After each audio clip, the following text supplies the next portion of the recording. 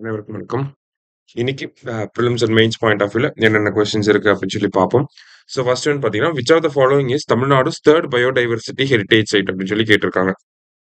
பின்வருவனவற்றில் தமிழ்நாட்டின் 3வது பல்லுயிர் பாரம்பரிய தளம் எது அப்படின்னு சொல்லி கேட்டிருக்காங்க.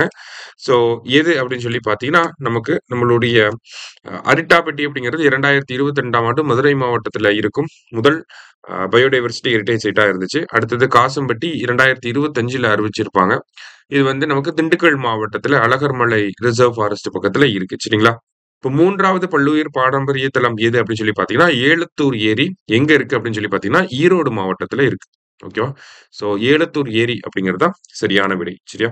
அடுத்தது, The Tribal Affairs Ministry has launched Adivaani app for tribal language translation under which of the following initiative? பழங்குடியினர் விவகார அமைச்சகம் கீழ்கண்ட எந்த முயற்சியின் கீழ் பழங்குடி மொழிபெயர்ப்பிற்காக ஆதிவாணி செயலியை அறிமுகப்படுத்தியுள்ளது அப்படின்னு சொல்லி கேட்டிருக்காங்க. ஸோ இந்த ஆதிவாணி ஆப் மூலியமா என்ன பண்ண முடியும்னா, 6 ட்ரைபல் லாங்குவேஜஸை நம்மனால இங்கிலீஷ்லயும் ஹிந்திலையும் டிரான்ஸ்லேட் பண்ண முடியும்.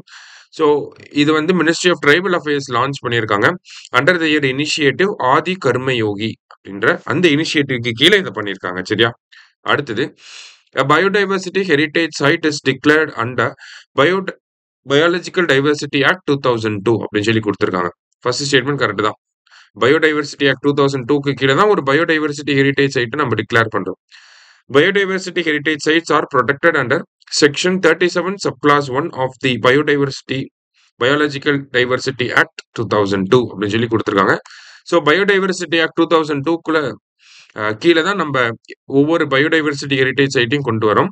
அதை செக்ஷன் 37 சப் கிளாஸ் 1க்கு கீழே ப்ரொடெக்ட் பண்ணும். சரிங்களா? ரெண்டுமே கரெக்ட் ஸ்டேட்மெண்ட் தான். போத் கரெக்ட் அப்படிங்கிறது கரெக்ட் ஆன்சர். அடுத்தது, the Ramon Magsaysay award is an annual award given by which country?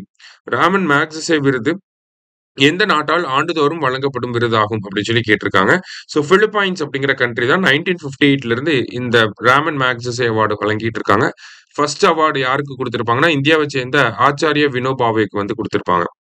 ரீசெண்டா பாத்தீங்கன்னா 2025ல எஜுகேட் கேர்ள்ஸ் அப்படிங்கிற என்ஜிஓக்கு இதே விருது வழங்கப்பட்டிருக்கு இல்லையா? ரைட். லாஸ்டா பாத்தீங்கன்னா, according to the recent Nari 2025 report of National Commission for Women which is India's safest city. So இந்தியாவுடைய தேசிய மகளிர் ஆணையம் இந்த NARI ரிப்போர்ட் வந்து வெளியிடுறாங்க. அதன்படி இந்தியாவோட பாதுகாப்பான நகரம் எது அப்படின்னு சொல்லி பாத்தீங்கன்னா, நாகாலாண்டோட கேபிட்டல் கோஹிமா அப்படிங்கிறது பாதுகாப்பான சிட்டியா வந்திருக்கு. இது அன்சேஃபஸ்ட் சிட்டினா ஜெய்ப்பூரை சொல்றாங்க. சரியா? இந்த ரிப்போர்ட் படி. ஸோ இன்னைக்கு 5 கொஸ்டின்ஸ் பார்த்திருக்கோம். தேங்க்யூ. சுரேஷ் IAS அகாடமி வெற்றியின் முகவரி.